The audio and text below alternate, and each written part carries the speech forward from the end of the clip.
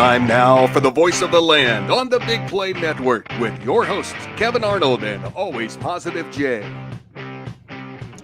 Away we go on another edition of the Voice of the Land as Bob in Millersburg. Thank you so much to him continuously for revamping our open for the show. And we got a lot to get into tonight is what is happening on the show. We're really going to show you how vast our reach can go and how much we're willing to talk about on this show. Sometimes to avoid certain topics, most of the time to show some diversity and flexibility in our capabilities here on the show. I'm one of your hosts, Kevin Arnold. Alongside me, it's always Positive Jay on the other side, and on the other side of the glass and TV screen, because we will have a guest later on tonight.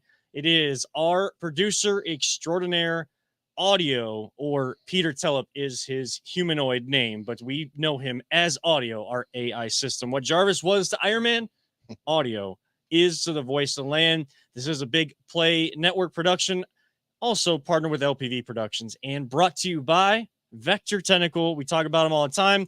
We have their commercials running in our breaks for the different segments that we have, but they will get the right person in the right job the first time. So still looking for a job out there? Make sure you reach out to our friends at Vector Technical. More details on how you can connect with them and what they can do for you coming up later on in the show. And we will be joined around 7:30 by Mike McFadden. He is at Mutt Guru on Twitter. He is all into Madden and fishing. We're going to kind of get some, just like we did with golf, we're going to get some beginner tips for those trying to get into fishing, wanting to take that on as a summer activity. That's going to be the summer activity of the day. I feel like throughout the summer, we're going to focus on one activity that you can do and maybe places that you can do that. We're going to get an expert on here to give us all that kind of advice. And, just kind of scrolling through, I know following him for a little while, I know he's Marvel and Star Wars guy. We haven't had a chance to kind of talk about Obi-Wan Kenobi on this show. We won't give too many spoilers, but maybe he'll stay on for an extra segment, and we'll get into some of that as our fun topic. We are going to talk Guardians and Browns, though. Those are kind of the two main teams going. Don't really care about the finals, but that'll have an impact on the show next week, as it'll be the 6-year anniversary to the day when it happened on Father's Day. So some special memories we will reshare or give Jay his first chance to share on the show from the championship next week. The greatest championship of all championships. The greatest championship of As all Winhurst says, it just gets better like a fine wine each year. It does, especially if, we're the only team to beat the Warriors at full strength in a championship. And they've never beat us full strength. Well, and they have not. And if the Celtics can't win 2 of the next 3, because now a 3-game series with that series being tied, that'll remain. But at least what was solidified with the Warriors winning game 4 was the Cavs are still the first and only team to ever come back down 3-1 in the NBA Finals. So we still have that history. We'll always be the first, but we are first and only still after the 2022 Finals. It doesn't matter what happens because it's already 2-2, so no one can come back down 3-1. Before we get into Guardians, they had a couple series at home. Weather doesn't ever want to seem to cooperate when they're at home, but got to get into some prayers and well wishes to start the show. I do have several. So, Jay, I'll kind of let you go first. I'll finish it off. We'll change it up a little bit. Any prayers or well wishes you need to get out there today? I'm going to be selfish today, and I just need prayers that the people living in the house we bought leave by the time that we need to leave in the house that we're renting. So prayers for me and my fiance that the move just goes smooth. That's all I need. Peter, any anything you need to get out there? Anybody we need to kind of be thinking extra about this week? Well, not really off the top of my head, but I did want to give a little shout out though to the Kenston boys baseball team. They unfortunately lost in the state semifinals. My nephew Grant is on the team. Was that the one with the wild pitch? I don't know if it was 3-2. I didn't get to watch it because it was on. You could only watch it on that NFHS. Oh, really? I think I was reading Spectrum about Sports a game. didn't do it. Well, I don't know if Spectrum Sports had it, but we don't have Spectrum. Right. I was just saying, like, if I couldn't. The only place I saw that you could watch it like online was that and I didn't want to. Who were they playing? Do you know that? Do you remember? Oh, I can't think of the name of the team. If this is the game I'm thinking about, they tried the sneak pitch thing where the guy, the first baseman had the ball and the pitcher went back to the mound and he got it. It worked. And the guy, because he was real like jumpy on the bases, so he tagged him. But the rule is the pitcher can't touch the mound. He can go back, but he can't touch the mound, and he touched the mound. So they messed it up. The guy ended up I don't know, getting into scoring position and scoring to tie it for. I'm pretty sure it was the team you just said, and they end up losing it on a wild pitch though. Oh yeah, it was a 3-2 game. I'm almost positive that's how game went. And then of course, shout out to Chardon's. I was going to say, because they did win the state championship. They did. I believe they beat Hoban in the Division II state championship. So, I mean, we try to with CVC TV, we didn't get a chance to do anything for the spring sports. We still want to make sure we shed light on that because I feel like this show, especially, yes, we're connected with it. Peter kind of being behind the scenes with it, and myself and some other people kind of doing play-by-play and color for it. But I mean, I feel like on this show we have one of the bigger appreciations for high school athletics, like sports kind of in their most genuine form, like at the youth level or in that high school level. Like that's where Friday Night Lights is like pure football. Like that's that's more of the football that I live for now, with so much other drama that, kind of feeds into being a fan of certain teams. We've done some great games, and that's, I guess, another thing we could ask for is, hopefully OHSAA will let us continue to live stream the Friday night games, because is there talk that might not, they might go back to, we have no idea. We haven't heard anything yet, and it makes it kind of difficult to plan for the fall when you know I have no idea if I'm going to be doing Friday night football right now. So but definitely shout out to Kenston making it as far as they did. It's always the bittersweet side of things. You get to that point if you can't end up winning it, but you still look back on those memories and cherish them. And then of course, Chardon, they've been big football powerhouse in Division III as of late, but now winning the state championship against Hoban, who is a power in just all sports at Akron Hoban, to beat them in Akron. I think they hold the state championships at the Rubber Ducks. Yeah, they did. Affiliate of the Guardians. So that's kind of cool for them to kind of be in, kind of a higher tier of minor league baseball park and kind of get that kind of feeling. I know for the schools up in Lake County where we're from, Peter, when they get to go to Classic Park, like these schools absolutely love it. They're playing like double headers too. There's like 3 teams there and they each play each other. So it's always a good time out there. Before we get into some more baseball with the professional team in town, do want to give some quick prayers and well wishes, not glance over them, of course. First off, to my brother-in-law, my sister's husband, Travis, his uncle, just finding out he was diagnosed with ALS. So we are sending all of prayers and well wishes out to him and the entire family. Do want to also mention one of my former mentors, still a mentor to me to this day, even though I'm not getting into teaching, just a mentor in life. It was good to see him at the wedding. And then of course, some grad parties over the weekend. Mr. Mark Sobel, being, dealing with some health things. I don't know how much he wants me to, or wants to say. It's kind of like small town rumors kind of going around. He told me exactly what he's dealing with, but some serious health problems. I want to send prayers and well wishes out to him, and can't thank him enough for everything he's done and will continue to do for me, guiding me in life. I also want to mention my Aunt Kathy, who is dealing with some health problems as well. And my grandmother-in-law, who would have been 90 today, unfortunately passed away a year and a half ago. I want to send prayers, well wishes out to my wife, her family, the entire family, because I know having their fair this weekend in the city, that was one of the big things that she loved every single year, and kind of house right along the road as they go through with the parade and everything. So definitely know it's hard times, but the good memories, kind of keeping the laughter going, and definitely keeping the memory going by doing these events in town and in the county all the time that she was always so much into. And we unfortunately didn't make it down there this year, but we will definitely be down there next year, or at least my wife will be, if I am having to work for something or some odd reason. The things we do have to do for work is cover the teams that are in this town, and the team that's playing well right now, the Cleveland Guardians. And my in-laws, myself, my grandpa, big baseball fans always. That's why we had a baseball wedding. This is, baseball is one of those sports that means much more than just being a fan of the team. It has a lot of deep family roots, and it's good to see. Even with the name change, however you feel about it, Jay, it's good to see.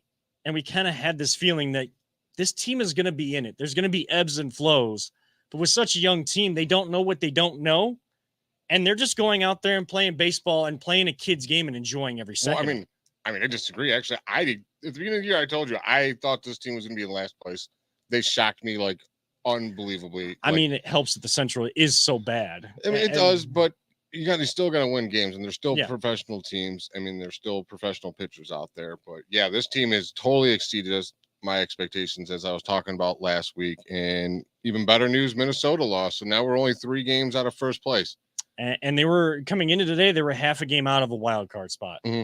So what was it? Then they just went on, took 7 of 9 on the road at the homestand. Yeah, I believe it was 7 of 9 or 5 of 7, maybe. I think it was 7 of 9 at the homestand. I'm not 100%, but I'm almost positive. I thought it was a 7-game homestand, but I don't know. But it's so hard to tell because they don't play. They don't play consistent days. I think that they've already had like 9 rainouts or something, or they've had to postpone 9 games, something to that effect. I heard Curtis Danberg, who's kind of in their front office, kind of like media relations or like public relations type thing. He's always going on radio shows and TV to kind of promote some of the promotions they got going on. You are right. It was 5 out of 7, by the way. 5 out of 7. I'm dyslexic. It's all right. So, but you're beating the teams that you need to beat. Like, you need to beat a team like Oakland that came in.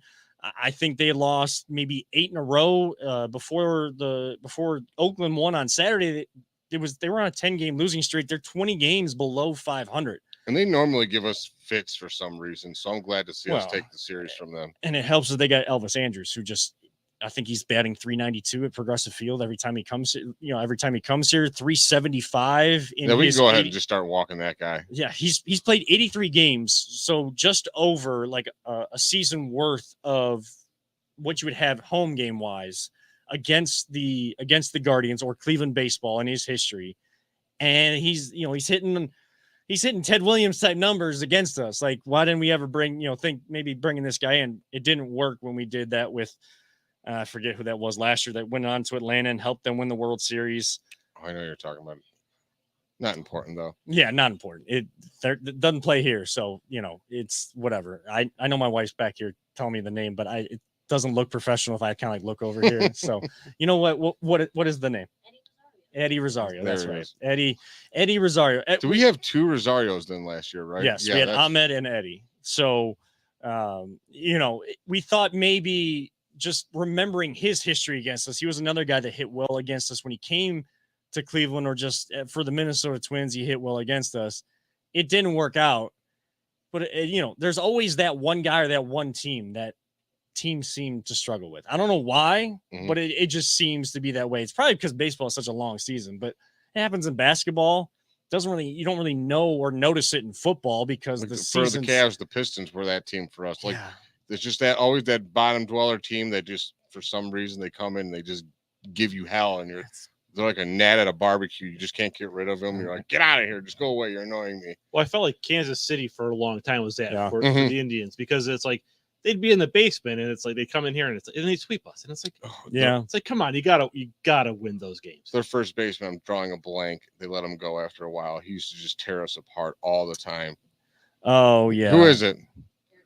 Yes, Eric Hosmer. Yeah, playing for the San Diego Padres now. We're just gonna have you be our third. You're coming on the show soon. You can't even see it, but Jana now Arnold, because she's official. She changed her name. She's the baseball guru with all the names. Now, I'm kind of remember more the names of the Guardians only because when I was at Ohio Media School, like I was covering these guys with the captains. So, and it's kind of cool to see some of these guys up here. That had to be cool. But, she's like, who was even in our outfield today? Who is this person? Who's Oscar Gonzalez? Like, I don't know who this guy is, but the only thing that is going to cause problems for this team being so young is I guess almost kind of what happened with Stephen Kwan. Stephen Kwan got off to that hot start in those first 6 games before they came home, and Cleveland, this is not a dig at Cleveland fans or anything. This is just who we are.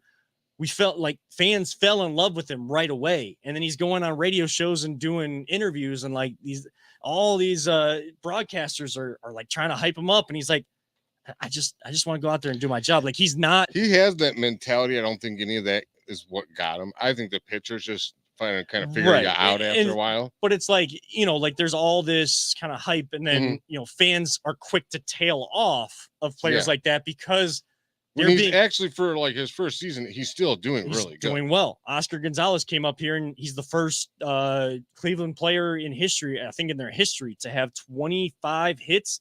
His first 90 some odd bats or whatever. I saw the stat on Peacock today. I was glad I could actually watch the game today having Peacock. But, some of these young guys, it's just like, can they make the adjustment when they are adjusted to? That is the biggest question to stay in the majors. We can talk about that next on if we think the Guardians can make those adjustments, if this young team can keep pushing, because we're just turning the page into June. We haven't even reached the All-Star break yet. And we're already looking at where the team is in the standings. And I got a guy I want. The roller coaster is going to continue. Can the roller coaster do we think, based on what we've seen almost to a halfway point, can the roller coaster have a good end, that last jolt of energy for this team? We will talk about that on the other side of the break, and we will also touch a little bit on the Browns before we switch gears and talk with Mike McFadden coming up at 7:30. Be sure to stay tuned and make sure to follow us at VTL_pod on Twitter, like our Facebook page, and of course, follow Big Play and LPV Productions across all social media platforms. We'll be right back right here on the Voice of the Land on the Big Play Network. Whether you're looking to hire new talent or start a new career, Vector Technical has you covered. Vector Technical is a 28-year-old staffing firm that has helped thousands of job seekers advance in their career with reputable partners throughout Northeastern Ohio. Vector Technical is more than just a temp agency. With an above-average hire-in rate of 1 in 4 candidates, Vector works hard to connect the right person with the right opportunity the first time.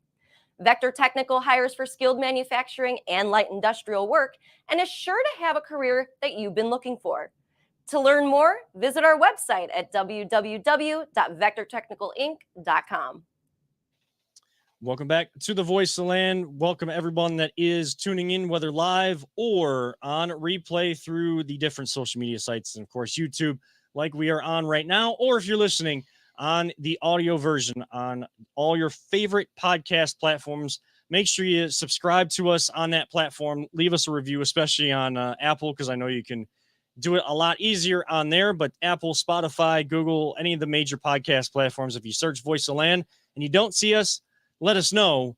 But for the most part, you should see us come up, and our cartoon faces come right on up to start the thing. Or maybe it's still the picture of, some of them may have the picture of Paulus and myself when we were in the studios at OMS. I feel like I've seen that on Apple sometimes. It still kind of comes up where we're just like, didn't know what we were doing and just pointing at the camera like idiots. Well, I think I got that changed on YouTube and everything. So yeah, it's changed most places. It doesn't really matter. Just search Voice of the Land.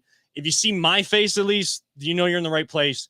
We got to get Jay's face on everything. He is on T-shirts. He's just not in the commercial yet. So maybe we'll get a T-shirt on him if he goes out to a big event coming up in a couple weeks, if he goes in a dunk tank. But we're not going to touch on that now. That'll be next week. That's a little tease for next week. We did go to break talking about the Guardians, and this being a young team, kind of don't know what you don't know, just going out there and playing baseball, and they're playing small ball, basically. I think they have like the lowest swing and miss rate and strikeout rate in the majors, but also the highest rate of contact in the major leagues, as we saw on Peacock earlier today with their stats, which makes sense. If you're not swinging at bad pitches, if you're getting out and you're not striking out, you're going to be at least making contact and rolling it over too. I mean, you look at the home run leaders, and I mean, Jose is right up there with them, but they all have boatloads of strikeouts. And I don't know where he's at after today's game, but at one point he was 16 home runs and 16 strikeouts. Like, that is ridiculously good, dude. I think he's still there after today because I don't think he struck out. I know they were able to get him out, but I don't think he struck out today. I could be wrong, but I mean, the last person to do that, it's been a long time since someone had more home runs than strikeouts. And in this era of baseball, it's either you're swinging and hitting it over the fence, or you're swinging and you're getting a lot of air. It's all about launch angles, spin rate on the ball, who has the advantage, the pitchers or the hitters, and the hitters are just going for broke every single time. The Guardians are kind of doing the exact opposite, just like the Cavs kind of did the exact opposite with a young team. They're using what they have, and they're going out there and playing, especially with a couple injuries. Aaron Savali's still trying to come back. Franmil Reyes has been hurt. He hasn't been playing well this year. It's just a young team, and they're fun to watch, just like the Cavs were. I hope that's just kind of a trend where teams are fun to watch in this town. But can the roller coaster have a better end than maybe the Cavs roller coaster did? This roller coaster needs a boost is what it needs right now. If you've ever rode the Maverick, and when you go through a certain spot, it hits you and you go flying, you get a boost. And his name is Andrew Benintendi, and he plays for the Royals, who we continue to need them to lose so that they are willing to trade this guy. And if you can get someone like him who has awesome defense, because our defense in the outfield is not the greatest. Like Miles Straw has been really good, but the other guys are kind of shaky. So you get his Gold Glove out there. He has championship pedigree, and he's batting over 300, and he's a veteran. We need another veteran in there. And you put him right with Jose, and you get Franmil back. Like, this team can beat anybody. They really can beat anybody. The Yankees are having a great season, but if you put this team and you put him on that team with our pitching staff, I'll put him in a 7-game series against them any day of the week. I mean, there's professional hitters that they're all going to go through their slumps. Like Jose may have another. He might not actually, but he might have a mini slump. Right. But like you may not hit for maybe like 8 or 9 at bats. It's going to happen because it's 162 games. You're at least coming up to bat 3 times a game. And for him, a guy that plays most of the games, there's going to be those slumps. But the professional hitters, not even fully to the all-star superstar level, but approaching that level, or at least banging on the door of being considered for all-star each and every single year, those type of professionals that you want in your lineup, they're going to find their way out of the slump much faster than those that are just very, very streaky. Yeah. And I think there's too many guys in this lineup that are still way too streaky, that you need a little bit more. You need some more guys. If maybe that's 1 or 2, they're more consistent throughout the year to lengthen the lineup. That means making it tougher for opposing pitchers to prepare for the team they got to go against. I mean, the guy that came in for the A's today, he had been actually pitching well, and he's kind of one of those he had like a 3-point-something ERA, so it's pretty good. And like a tough luck loser where the offense hasn't come through with the A's. That's why they've been so bad. It's been more of their offense. Their starting pitching has been kind of the standout piece for them. Even their bullpen has not been great, and the Guardians were able to come back in a couple games against their bullpen. Today they got to the start early, and I think that's one of the keys for the Guardians was they were able to, before a guy settles in, take advantage. And you had Jose hitting, Ahmed Rosario, Miles Straw got into it, got things started by just being dangerous on the base paths. When it tips off the pitcher's glove, now Elvis Andrus has got to make the perfect play, has to get it right in time and toss it across the diamond. You just gave me something I got to talk. Go. Sorry. Yeah. I mean, that's when you have speed on the bases, you can still get on and not necessarily hit the ball as far as you can. So you need more guys that can do a lot for you. Miles Straw may not be hitting the best, but he's fast on the base paths. Mm-hmm. That's what you want. If you're a leadoff guy, you want guys that are going to get the RBIs. You want that main star in your lineup like Jose Ramirez. like Andrew Benintendi, in the middle part of that lineup can help lengthen it. Now you can move guys down that are still playing pretty well or maybe having career type years. Now it's more dangerous, and now the pitcher's got to think. And once those rallies start, it really gets into his head, like, who's the actual next guy I can get out? Like, I have to pitch to this guy. What can I throw him that I can get him out on? Because he's been hitting everything. Those are the questions that make the mental side of baseball that much more difficult for these guys to get to the professional level. That's why if you make it that far, and you can stay, you're doing something right. When you were talking earlier, you just totally remind me of Police X play. Holy moly, was that a play, man. As soon as you said that pitcher grabbed the ball, I was like, oh, yeah, I forgot about Police X play. That was unbelievable. I mean, just bare hand, off his back foot, perfect toss over to Naylor at first. That was just on a rope strike. Like, boom, done. And he's one of the best fielding in his position as a pitcher. Like, you got athletes out there. I think the video I saw that was mean mug was, yeah. And the color commentator for the A's, who was doing the broadcast for the National today, they had the color commentator from the A's and the Guardians. They had Rick Manning on too, and then Jason Benetti, who does play-by-play for the White Sox most of the time, but is really good at everything that he does stuff with ESPN from time to time. I think I saw it. It was Dallas Braden, and he was like yelling out. He's like he's filming himself watching the clip of it, the highlight of it. And he's like, athlete. It's like, as a former pitcher, just absolutely loving it. And I mean, that's when you're having fun, those types of things go your way. When you're not having fun, or you make that one mistake where Naylor threw off his back foot yesterday and it goes into left field, and you give a team maybe 1 or 2 extra outs. You give them an extra strike or 2 in an inning. Something's going to happen. And unfortunately for Eli Morgan, he gave up that big grand slam, and that's where the momentum changed. But a good homestand, now they're going to have to go on the road. They got to go west against some good teams. I mean, the Rockies are kind of a team similar to us. The Dodgers are the Dodgers. If we could beat them all, that'd just be sweet. Right. You're going to have to win a couple of those series on this 9-game road trip. That's to keep momentum rolling. That's what you're going to have to do. Is there going to be a slump as a whole, as a team? Probably. But just like we said with the Cavs, I feel like the message has to filter over to the Guardians. If you have the ability to watch them or listen to them or follow on the MLB app, however you need to follow them, keep track of this team. Don't fade away just because they start losing a couple games here or there. Don't just jump on and think like they're going to be absolute contenders because they win a couple big games. Take it for what it's worth. Just have fun with it, like it's team. It's a long ride. Enjoy the ride. Enjoy the ups. Enjoy the downs. The downs, when you get back up, that just makes them that much better, man. And you have Terry Francona. He won't lead this ship astray, man. That's the ultimate metaphorical elixir for this organization, is having Tito Francona as the manager. He's never going to let the team get too down or too high. Tito, Jose is a monster part of what we're doing this season, and he's just my MVP right now. Like, Aaron Judge is probably going to win because he's in New York, and that's a bunch of crap. But what he's doing with no one protecting him is unbelievable, man. He's on pace to hit like 170 something home or RBIs. He had 3 more today. This guy's unstoppable. And he's hitting everything. Love when Owen Miller comes up, his approach to it, from his trials and tribulations as a young player, the rookie last year, to now taking that to this year.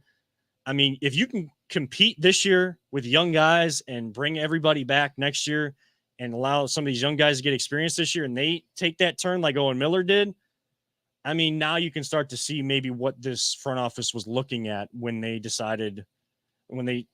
said, hey, well, we're not going to be giving money to go out and get somebody. We're just going to extend the guys that are willing to stay here.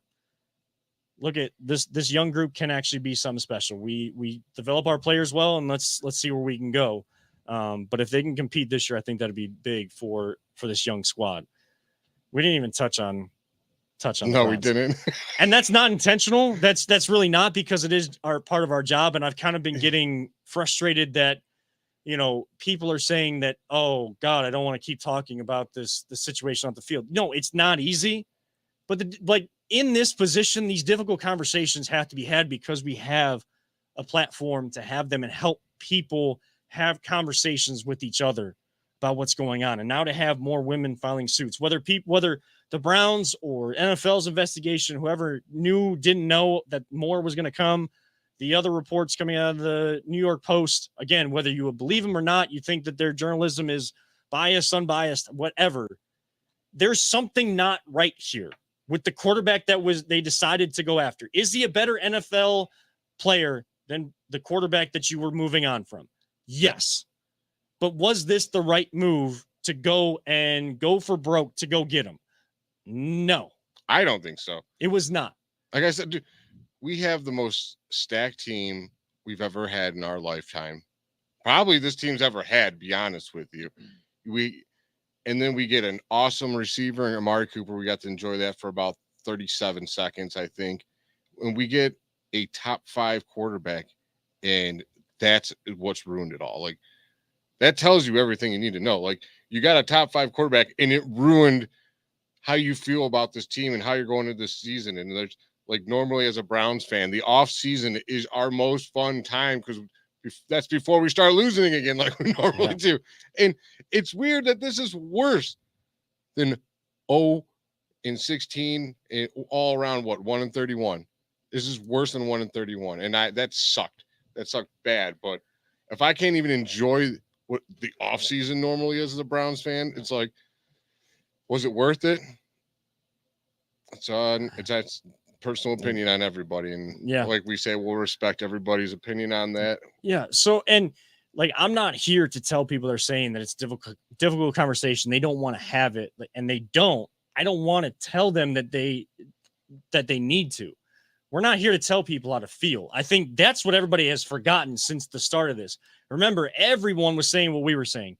This is how we feel, but we're not going to tell you how to feel. Like, you can feel however you want, because this is not easy to deal with by any means. This is not an easy conversation for parents to have with their kids, for adults to have with each other, for media members, for podcasters like us to have with each other. It's just easy. Everyone's going to handle it different. There's some people that could completely separate this in football, and if you could do that, good for you. And there's some people that have been affected by what is alleged in these allegations, and they're going to be completely different than those people, and that's fine. Just respect everyone's opinion. That's all we really keep preaching. Just let everyone have their way of processing all this. The only thing I'm going to tell people to make sure they do is listen to others. You don't have to agree with them. We don't have to agree with each other. Agree to disagree sometimes, but listen. That's what's great. Like, that's what's supposed to be so great about debate, about conversations, is you don't always have to agree, but listen to each other. Listen where people are coming from. And don't just assume that someone's already saying that someone's guilty or innocent. Yes, these are all alleged acts of sexual misconduct against Deshaun Watson. He has not been proven guilty. They are civil suits. Any grand jury for criminal charges have not been brought up. But with all the reports coming out, there's something not right here. And maybe it's a sense of both parties are, they involved in some sort of, or whatever they're keen on, I guess, is the easiest way to say that, and the most G-rated way to say that. Like, okay, like, I'm not comfortable with that, but maybe the parties were all willing to be involved, or they weren't. Something isn't right here that I don't feel comfortable with having this guy represent my city in this organization. That's how I feel. Other people can feel differently, but listen to why I'm saying that. I'm not saying he's guilty, but something doesn't feel right. And I don't like that we decided to make this move, and more just keeps coming out. And yes, I would love to talk football, but we are going to have the difficult conversations because that's what's at the forefront. I'm not here to bash former players or players that are about to be out the door just to fill time that I don't want to be talking about what needs to actually be talked about. And that's not what you're going to do, Jay. That's not what you're going to do, Peter. We're going to have the difficult conversations, but we do need to catch a break because this could go down a long rabbit hole. And we do have a guest coming on here in a little bit. So we will be welcoming Mike McFadden. He does play. He's going to give us some Madden tips, but more so, we're going to bring him on for some fishing tips as well. I had 2 goals this summer. We'll rehash what those are on the other side of the break, and get connected with Mike and bring him on to have a little bit of fun in the second half of the show. This is the Voice of the Land right here on the Big Play Network. Are you struggling to hire the right talent or maybe even find the right career? Vector Technical makes it easy. Since 1992, Vector has provided Ohio employers with a reliable process for hiring and have helped thousands of job seekers advance in their careers. Vector Technical is more than just a temp agency. We invest time to get to know each client and candidate personally. Vector places people in job opportunities that they are truly excited about. Interested in learning more? Visit our website at www.vectortechnicalinc.com to see a full list of our current job opportunities and to find out what Vector Technical can offer you.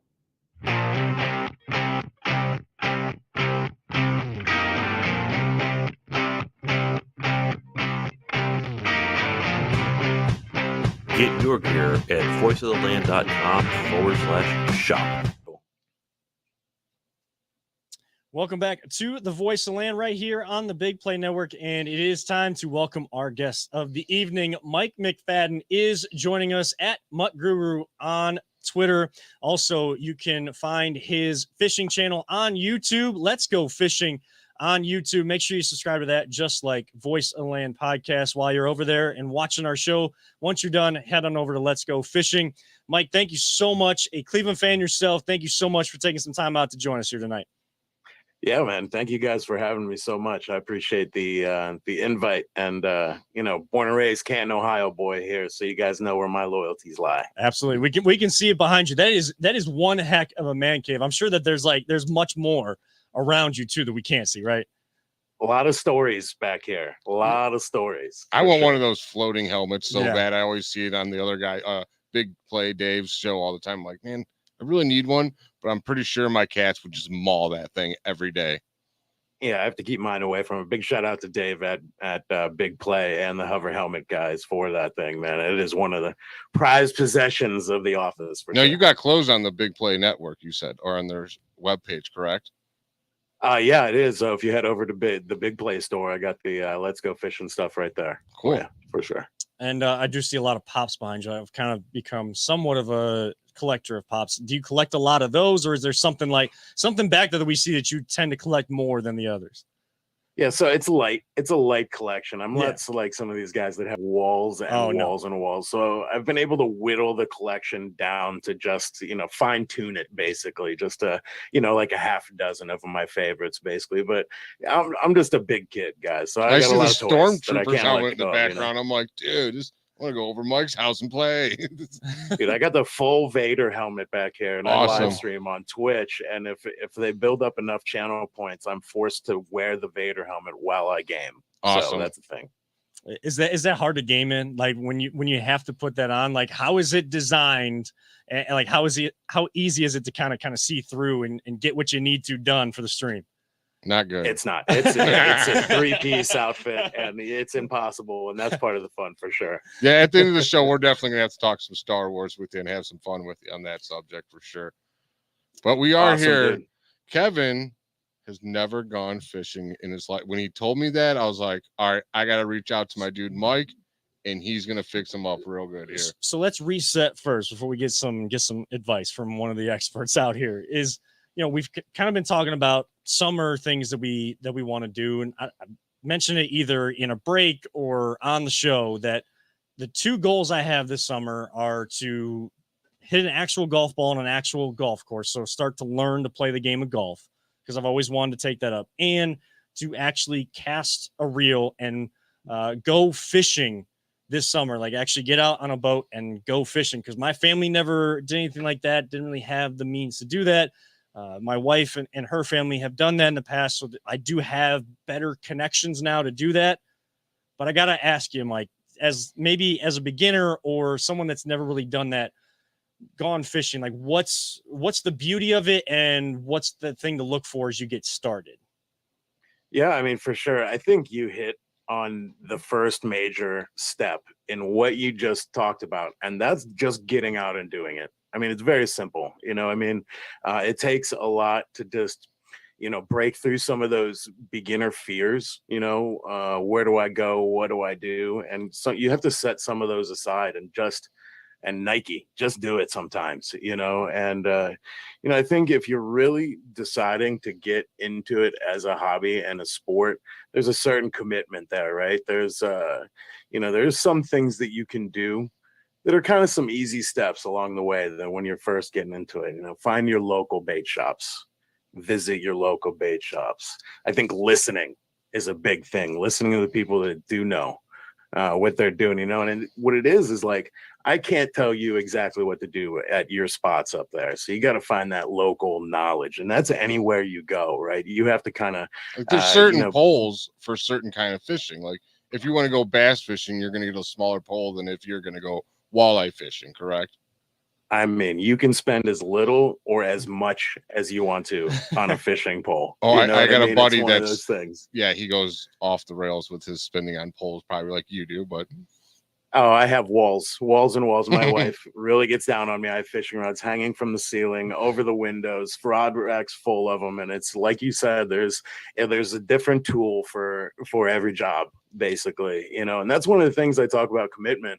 It's like, are you going to go to Walmart and lightly invest in going fishing for the weekend? Or are you going to be like, man, are you going to go out there and you really want to get some great catches and take it seriously as a hobby? You got to invest a little bit in some good gear for sure. Now, I mean, I guess, speaking of Walmart stuff, I mean, my wife and I finally bought bikes today, and we had to end up going to Walmart to find anything because there's none available right now. But yeah. I mean, getting the right equipment, what is kind of been for you kind of where you started to where you are now? Like what has, I guess, worked best for you in general?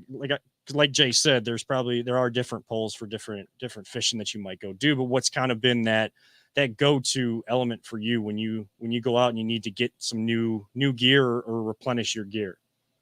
Yeah, for sure. So I grew up in Canton, Ohio, bass fishing up there, and it was Abu Garcia and Shakespeare and Ugly Sticks for the win, absolutely up there. And I don't mean to really bring Walmart down, but when you get into some saltwater fishing down here, it becomes super specialized. Mm-hmm. You're talking about fighting 100-pound fish that acts like a largemouth bass. Mm-hmm. So as I tell a lot of the people I tell go fishing, to catch some of these fish, 1,000 things have to go right in a row, and you can get to number 950 and lose the fish. You know what I mean? And so the tackle is just one of those things that you just want to get right and not have to worry about it. So I look to things and the brands that I really look for.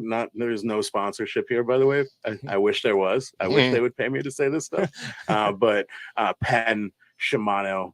These are some of the two of the big standbys that I always go with for sure. Whether that's reels, whether that's rods, they usually do combinations, things like that. And then the other thing I don't chintz on is lines. Mm-hmm. Line, you get the good line and not the cheap line for sure.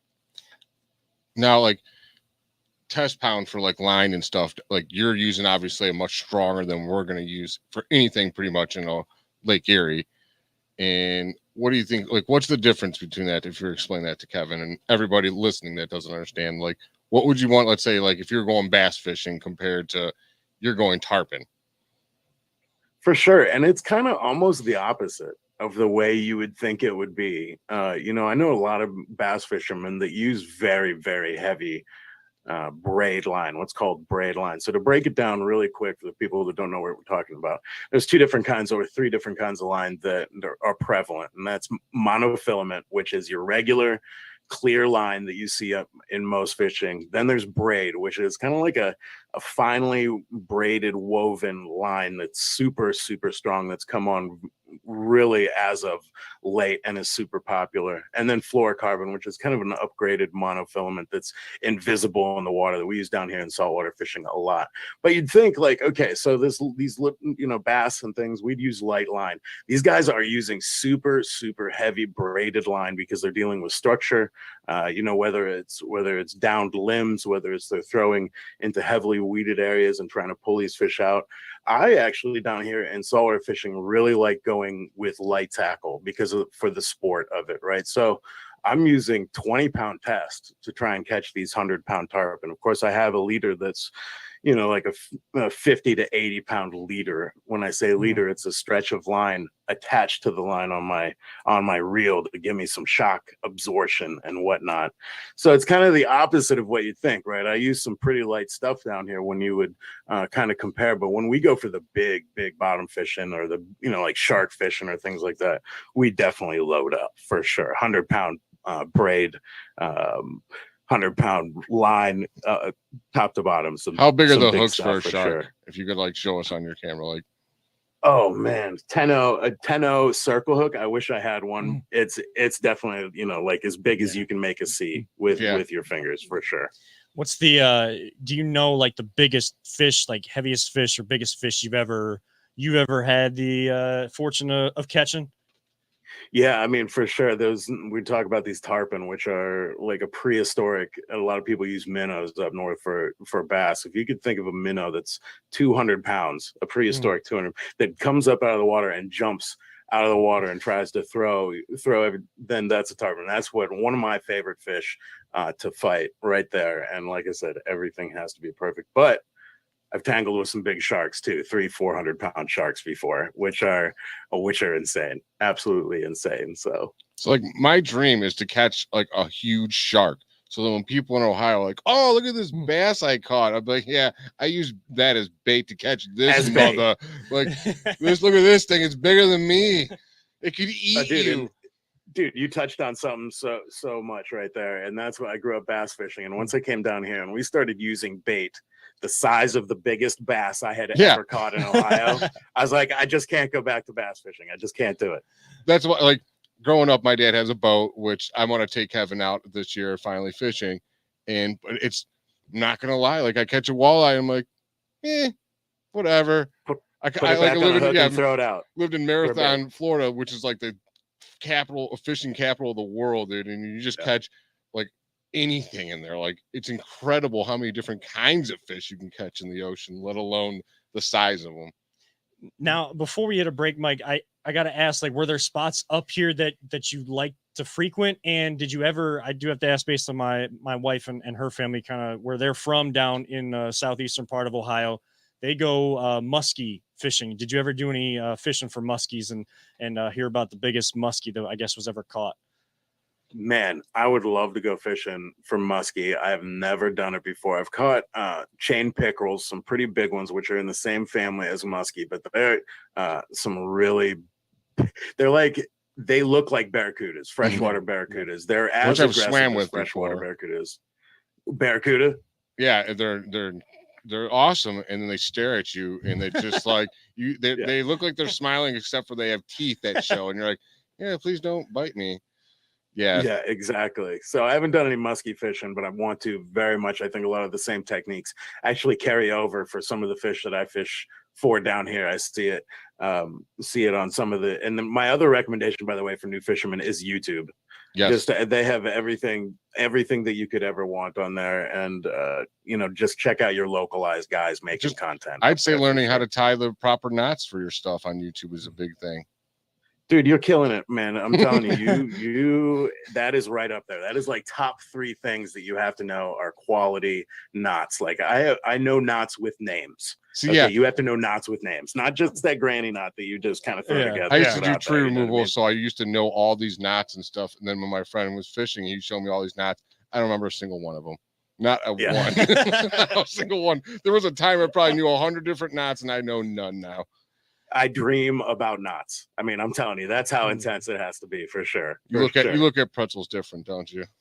A little, a little bit. I'm like, that one's tied better than that one. That one looks a little stronger than that one. Yeah, for sure. I mean, I will definitely do my research before even getting the first attempt out there, because I mean, what we need to do is we need to have our show come down there, and then you come up here for Piedmont, and we'll go on like a muskie fishing trip, and then you could take us tarpon fishing. I like it, man. That's a good exchange. You know, you did ask a little earlier where the spots are at. I grew up on Lake Cable in Canton, Okay. Ohio, and man, Yeah. I really like going there or any of the Portage Lake system.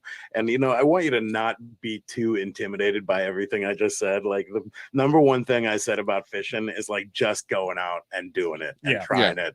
And just putting a line in the water. You can't catch a fish. It's addicting, though. You put a line in the water It's for sure. Very addicting. I've known people have gone once, and then a few years later, I see them again, and next thing you know, they're like, "Oh my god, look at this!" And they got a whole like garage full of fishing gear. I'm like, "Well, I think you." And they're broke, and you know, the divorce papers are on the table, and you know, I mean, the best way to learn a lot of things is to go out there and do it. So that's definitely my goal. Like fishing and golfing are kind of the goal.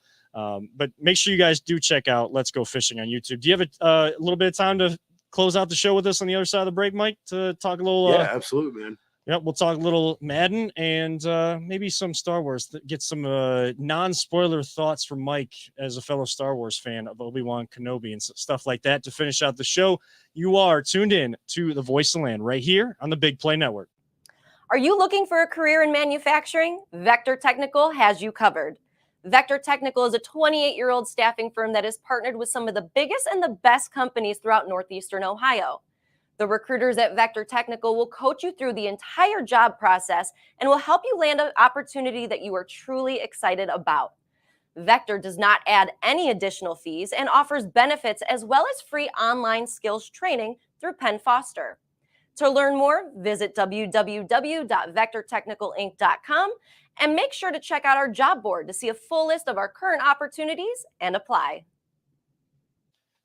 Welcome back one final time on this Sunday, June 12th, 2022 to The Voice of the Land on the Big Play Network. Kevin Arnold, always positive, Jay, audio, art producer, and we are joined still by Mike McFadden. You can follow him on Twitter at MuttGuru, and of course find Let's Go Fishing on YouTube. Before we switch gears into Madden and some Star Wars there, Mike, kind of tell people what they can expect when they head over to Let's Go Fishing on YouTube and subscribe to the channel. Yeah, for sure. So I've got season 1, as we're going to call it, wraps on season 1 over there right now. It's kind of just my first venture out into the fishing content space, coming from the Madden content space, which we're about to talk about here in a little bit. You know, kind of just following my dream there. So, you know, it's something I've done all my life, and it's something that I've had a lot of fun doing that I just want to share with everybody else. You know what I mean? It's just some of those times when like I look around and realize what I'm doing. I'm like, man, I really wish, you know, I could show people this. So, I mean, that's just basically the culmination of doing that. There's, I think, 5 or 6 episodes over there. We have a catch, clean, and cook over there, which we're going to expand on. But we got season 2 headed your way here real soon. Yeah, your show, every time I see it, I think the same thing. I'm like, what am I doing at my job? Why can't I be doing what Mike's doing every day? Like, that looks so much better. Living the dream, my friend. You're living the dream. Thank you, my friend. I appreciate it. Yeah. So, I mean, not just getting out and doing saltwater fishing, but you mentioned it already, but Madden and live streaming, play, like gaming in general, but Madden being the big thing. And of course, at MuttGuru on Twitter, coming from the Madden Ultimate Team. Now, we were kind of talking before the show because weren't really well abreast of what the Madden Ultimate Team element is. I've seen it sometimes playing in Madden and even in playing FIFA myself. And I have no idea whatsoever. So I kind of mentioned it as you can expand on this, Mike, but kind of almost like a virtual style, like trading card game where you're building a team for yourself. Is that right? Yeah, exactly right. And for those that don't know that are watching right now, MuttGuru is Madden Ultimate Team. It stands for Madden Ultimate Team, which at one time I was the community manager for Madden, the Madden Ultimate Team franchise for EA Sports. So that's where a lot of the following came from over at MuttGuru. But just to touch on the game mode, it's a couple of the most addicting things and elements about football you can basically bring together in one mode, and that's fantasy football and collecting and ripping packs of cards and playing Madden. And they've basically smushed that all together into one mode, and it can become very, very addicting, and some fun and wild stuff can happen in it for sure. Yeah, as a kid growing up in the 90s, like I used to love ripping cards and stuff. Now, if I wanted to buy cards, you'll go broker doing that than being a fisherman. Absolutely, and it's really cool to see that it actually has come back around again. Mhm. Which, for a long time there was no value in any of it out there. It was just so saturated, and it's with like autographs and relics and packs and things that have really given value to these things. And then even you got to say it, the pandemic really certainly brought its popularity back in a big way as well. So it's really fun to see. Something I did as a kid, something that I've lately been a casual card collector over the years here too. I mean, I've even seen it with the new platforms of social media like TikTok. I mean, people are going live and opening card packs to see what they get. And it's not just like, I will see like some Pokemon because that's still big, but I see a lot more of, like the baseball cards, the football cards. UFC's huge right now. Yeah. I mean, like the cards in sports, I mean, like that has become a big thing. And it's not someone doing it on a screen, like virtually ripping open a pack, like getting back to the old school, going out to a store, buying the packs of cards and opening them. Like people are really doing that and live streaming, whether through YouTube or TikTok or anything like that. Some people do it as an investment. My buddy, I think he invested close to $10,000 just buying straight cards, not ripping them, flipped them around and doubled his money. I'm like, wow. I mean, say what you will about people like Logan Paul, but I mean, he walked out of WrestleMania with like a $5 million, $6 million Pokemon card around his neck. How he got that, I don't know. How he got the money for that, I don't know. But I mean, a lot of it was social media following and doing this kind of stuff on there. Mike, for you, it's live stream gaming and getting into the fishing content now, but live stream gaming. What are for avid Madden players, like what are your kind of tips in that realm? Yeah, so I have a $10,000 Tom Brady card up on eBay right now. Not to mean like to promote it right now or anything. Go ahead. You know what I'm saying? Like just to let you know, just anybody who wants to look out there. But yeah, that business has gone absolutely crazy. But as far as that, like getting into that or Madden, playing or is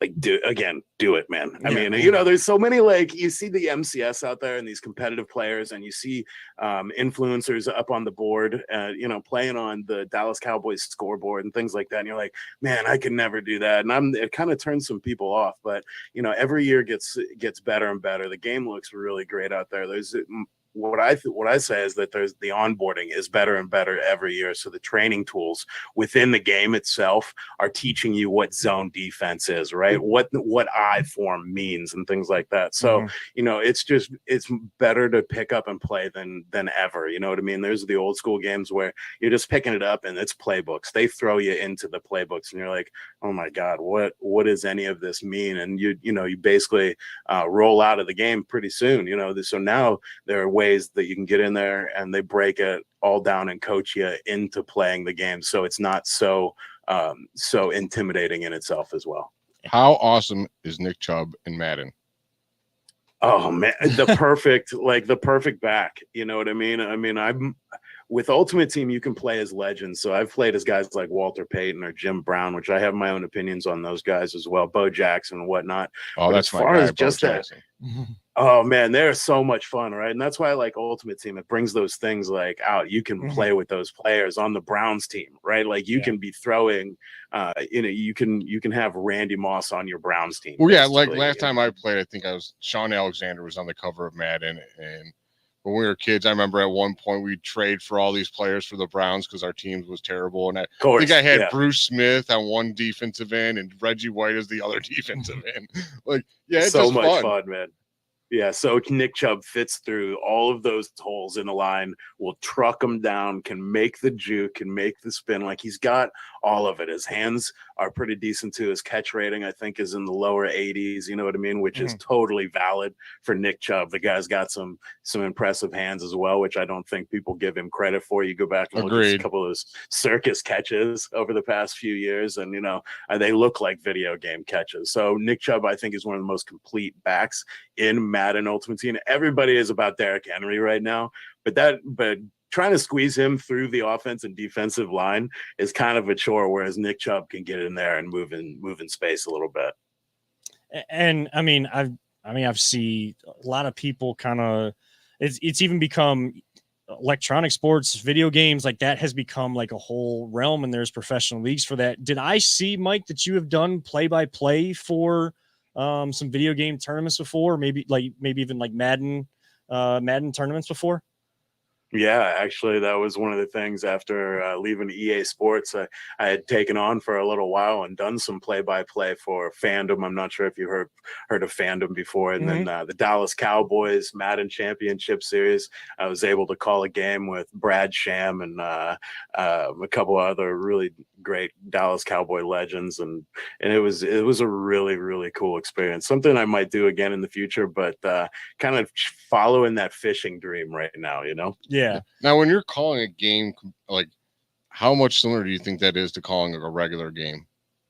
Oh, I do the play-by-play less than the color, so I'm calling what I see, right? I mean, growing up with Phil Donovan, as my hero in that space, the excitement that he would bring to the radio broadcast. I grew up in a house where my dad would turn down the TV broadcast and turn up the radio broadcast, so just it was basically just bringing my passion for the game out and having fun with it, And I know, like, because our producer that you can't see because he'll never put a camera on himself, but he produces, and I do a lot of play-by-play for the high schools. We talked about that a little bit earlier in the show for one of the conferences here, and I know high schools are getting into esports as well. I know colleges have. Some high schools are starting to dabble in it.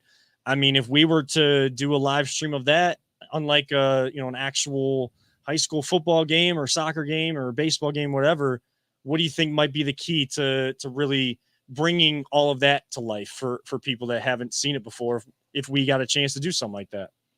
Oh man, first of all, that sounds incredible. I played high school. I was high school hero, college zero as far as football player myself. So I love that high school level. I love the intermediate level. I coached 13-year-olds football. So, it's just the real passion. Your real passion will come through. Don't be afraid to, if you do get that opportunity, to let it shine through, to get excited, to not, to feel like you're on the couch with the boys a little bit. You know what I mean? To not let the camera separate your emotion from the audience, whoever that may be, whether it's the live stadium, whether it's, a stream, whether it's radio. Well, I appreciate that. Because it's something I never thought I'd actually do, is play-by-play. So I try to get as much intake as I can. And even if I try to take on as much as I can. I've done a swim meet before. So, I'm willing to do play-by-play guy for the Force right now. Yeah. The Crunch. Yeah. Crunch. Yeah. So, I mean, any advice I can get is greatly appreciated. Now, outside of Madden, we're working on the Force. Are we? I have an email into them. We'll see. Okay. They want to go back to it. There's the Cleveland Force is playing at downtown outdoor soccer. They're back. They're USL 2. Okay. So we'll see what happens. Things in the works for the show, but right now we practice your names. Go through the name list and nail the names. I'm going to tell you that right now. Like, Peter will tell you, like, I am a stickler for whether I go or someone with, like, especially with the Crunch, like they have their PA announcer and like all these different interns kind of running around. I am a stickler for someone getting me the proper pronunciations for the names I know I don't have, and just double checking the ones that seem obvious, because I want to make sure, especially for the high school kids, they don't get a chance to be on TV all the time. They don't get a chance to be, have a game broadcast in that way. As someone with a weird last name and doesn't look like anything it's spelled, yes, learn people's last names. Yeah. It does suck when people say your last name wrong in the announcement. You're like, oh, man. Highlight them the right way. That's what you got to do. You got to highlight them the right way. So, that's definitely something, and I know we're growing with that. But we are joined by Mike McFadden. Follow him at Mutt Guru for, of course, Mutt standing for Madden Ultimate Team. But outside of Madden, what else are you live streaming? What other games have really caught your eye as of late? Oh man, so I'm still one of these guys playing GTA. It's like 10 years old and I'm still playing it. It's still really good, and they keep updating it to the point where it just keeps bringing you back and back and back. But other than that, Microsoft Flight Simulator I've been dabbling with here a little bit, and I think that's maybe a sign that I'm getting old. Probably. I think that's a good indicator. I just got one of those the VR set from the Quest 2 or whatever. The Oculus? Yeah. Yeah. It's unreal. Oculus. It's just unreal when it looks like when you put it on. It just pretty much looks like you have swimming goggles on and you're like in a whole new world looking around like, oh my God. I don't know what I'm VR doing. has come so far, man. Like yeah. it used to be the huge cord off the back of the head and huge rig, and now there's no cords, like you're saying, to it. And the graphics are absolutely amazing. My son's actually getting ready to graduate from college, basically doing sim and viz, a programmer for VR gaming. Oh, wow. So it was super proud of him. Yeah, I was playing Beat Sabers earlier today. I'm just sitting there. I'm like, I got 2 lightsabers in my hand.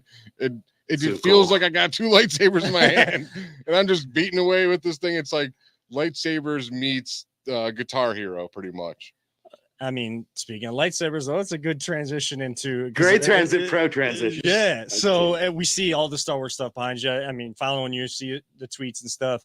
I gotta know, because I want Jay's thoughts and Peter's, because we're all big Marvel fans or Star Wars fans. Like we try to bring that into. Same. We're all nerds that like sports. I mean, yeah, we're just big kids, honestly. Like I think all 4 of us really are just big kids. What are your thoughts on the way that they've kind of presented Obi-Wan Kenobi? Is it living up to what you hoped for to this point with 4 episodes, or are you kind of? I've seen some people that haven't been so keen on it, the way they presented the story. Yeah. First of all, I feel like I'm in the right spot. By the way, when you talk about sports and nerdom and fishing and stuff, like I'm like, I've come to the right show. Voice of the Land is where you want to be, man.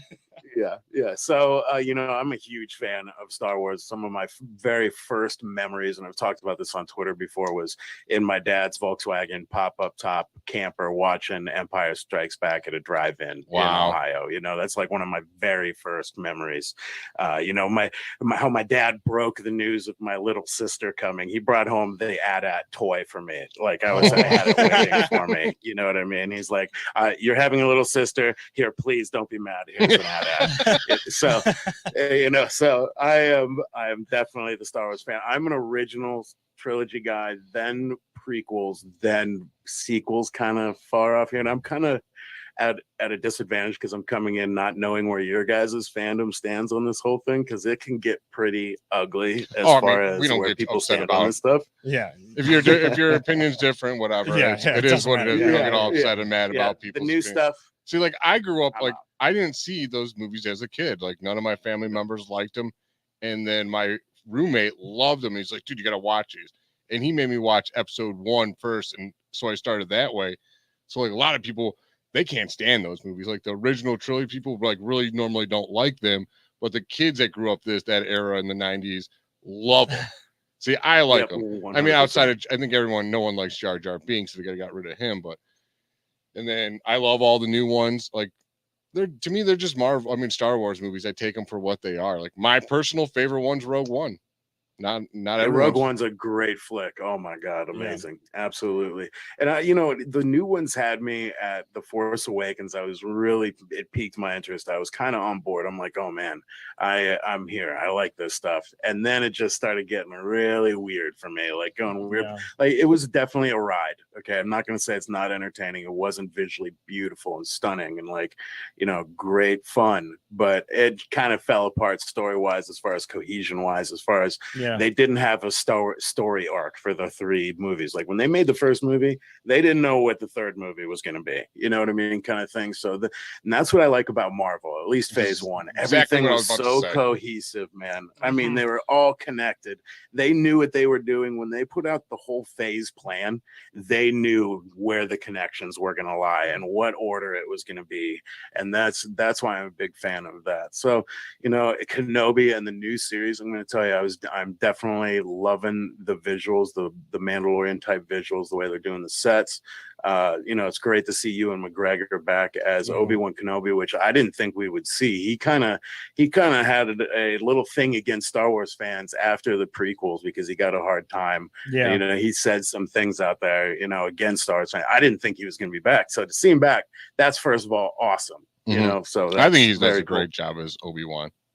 I love him as Obi-Wan. And I think, I think he's even getting more into it now going back to these almost Comic-Con style events strictly for Star Wars and seeing the reaction that fans are giving him, because just like what you're saying, Brian, I mean, like this is Star Wars is very, it's very specific, but it's a large community that are fans of it. And my dad was the fan in the family. So I started with a VHS tape of episode 4. It's probably worth Hope. A bunch of money if you have that VHS tape, by the way. It probably, I broke mine. It literally broke. I watched it so much. So my mom tape snapped. My mom has like a bin, like 3 or 4 bins in our aunt's basement of VHS tapes. So like Disney tape, like Disney VHS. I'm sure the Star Wars are in there. But like I was the weird kid with Beta.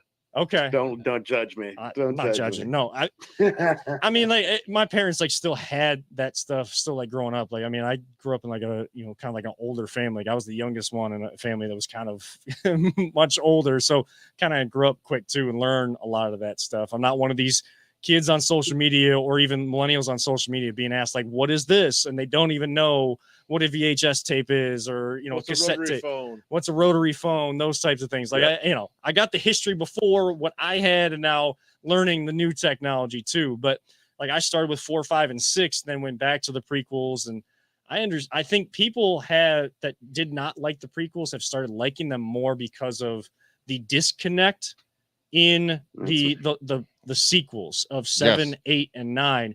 As like I liked them, but they weren't among the best because, and the different directors, you go from 1 to then Ryan, it was like Ryan Johnson in the middle, then you're going back and forth, and then the story's not connected. We're not communicating. We're not making sure whatever the original plan was or whatever Lucasfilms wanted to do, how they wanted to present it, Disney did not. I'll give do this. That. The guy that did the 9th one did the best job I think he could do of patching up whatever the hell he did in episode. Well, that's 8. JJ. Yeah, that was the deal. Yeah. You could tell it was a patch up. That was my issue with it. But other than that, I totally get what you're saying. He patched up things that were just terrible, and it took away from how good I think that movie could have been. But I think he did a pretty good job for how he was set up. Yeah, I think it would have been way better if it was Abrams all through. Yeah, if it was Abrams all the way through, I think. We're not talking about the sequels the way we are right now. Again, I'm not saying that they were fully awful, but it's not what you're looking for as a Star Wars fan. But Mike, we could talk to you forever about this kind of stuff because this is the stuff we love. We would love to have you back on to talk more about it. But I gotta let you go on this one because Jay put this on Twitter earlier. I don't know if you saw it or not, but your favorite Marvel character, got to ask you, because we've kind of talked about it at nauseum different times throughout the shows that we've done. But for you, your favorite Marvel character, even if it hasn't been fully presented in a movie yet. We'll give you this. This is is your a top tough one. 3, because sometimes they're like, I don't know it's hard to differentiate 1A, 1B, 1C. Yeah, he's an Iron Man guy. I'm a Spider-Man guy. I'm very comic book, right? I read comic books as I was a kid. I did not collect them. I'm not a guy that can go, oh man, I'm going back to the comic book for references or anything. But I am definitely a Marvel Studios MCU guy, and it's hard to discount Iron Man as starting the whole thing off, right? I mean, when you sat down and watched Iron Man, it was I had never seen anything like it before in the theaters. He puts on that Mark II armor, and you're like, wow, what did I just watch? Holy smokes, and that's I go back and I just watched it again the other day, and there was so much heart in that movie because they didn't know what was going to happen basically at Marvel Studios. They're like, are they going to let us make another one of these? We have no idea. They had no idea it was going to blow up. They took a chance on, and they actually did Downey, plan, for if it did blow up. They actually planned for that. Like the ring people that are in Shang-Chi. That flag is in that very first movie. It's like, oh wow. Yeah. Oh, and you have Cap's shield hanging out in the background and things like that, and the little references for sure. But yeah, we're gonna go number 2, and then we'll wrap it up here. All right. Is Thor. I love Thor's story arc. I love the adversity that he's gone through. Basically, that man has lost everything, right? And the mightiest Avenger side here, man.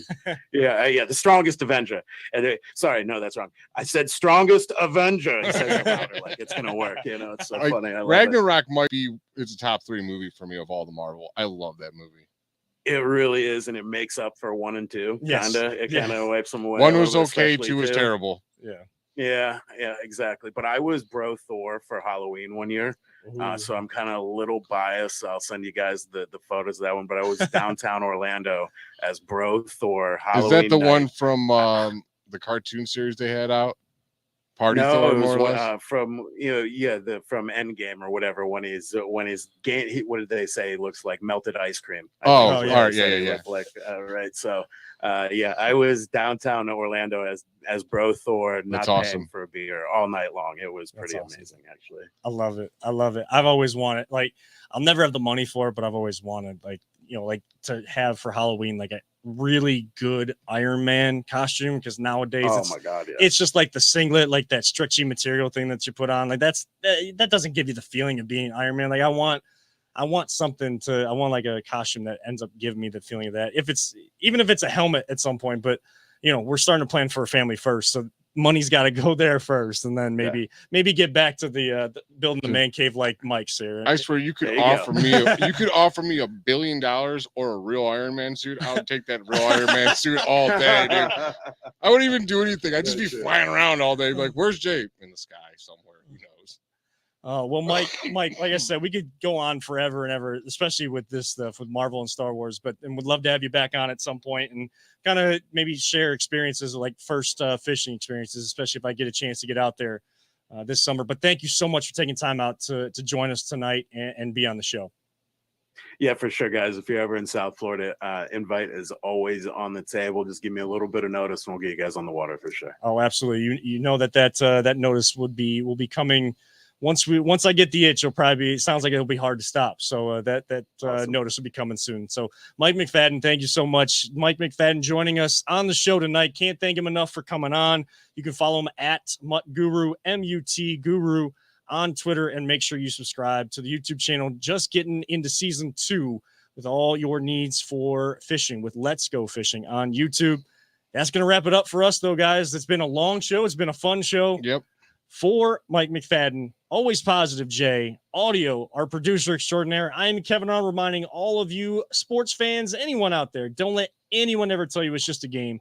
We truly love you all 3,000. And as our great late friend, Mike Allen, always used to say, all gas, no brakes. We'll see you all next week for a Father's Day edition of The Voice of the Land right here on the Big Play Network.